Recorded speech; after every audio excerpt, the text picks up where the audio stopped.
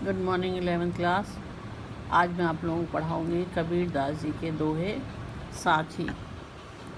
बलिहारी गुरु आपणई द्योहाड़ी कई बार, जिनी मानिश तय देवता करत ना लागी बार। अब बलिहारी गुरु आपणई द्योहाड़ी के बार, इतना जो है मैंने रेखांकित कर दिया है। और जब रेखांकित अंश की व्याख्या कीजिए, इस प्रश्न का उत्तर जो है वो हम आगे पढ़ेंगे, ठीक है। अब इसमें जो है सबसे पहले प्रश्न आते हैं। तो प्रश्न है पहला, उपर्युक्त पद्यांश के शीर्षक और कवि का नाम लिखिए। उपयुक्त मतलब ऊपर, ये जो मैंने आप लोगों के सामने पढ़ा है।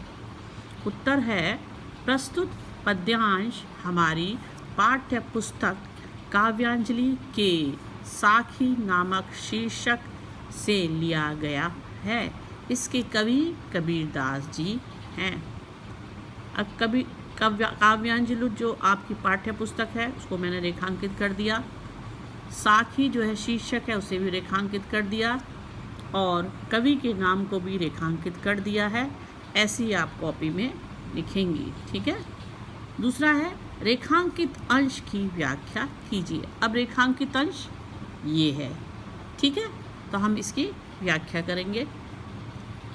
उत्तर है, कबीर जी अपने गुरु को परमात्मा के तुल्य मानते हुए कहते हैं कि मैं अपने गुरु पर स्वयं को एक दिन में अनेक बार न्योछावर कर सकता हूँ, क्योंकि गुरु ने मुझ जैसे शिष्य को मनुष्य से देवता बनाने में कोई विलंब नहीं किया। कहने का तात्पर्य यह है कि गुरु ने शिष्य को अपनी शिक्षा द्वारा आत्मबोध कराया। शिष्य आत्मा के सर्वव्यापक स्वरूप को जान सका, और तब वह भक्ति से मुक्ति को प्राप्त कर परमात्मा में लीन होकर ब्रह्मा स्वरूप हो गया।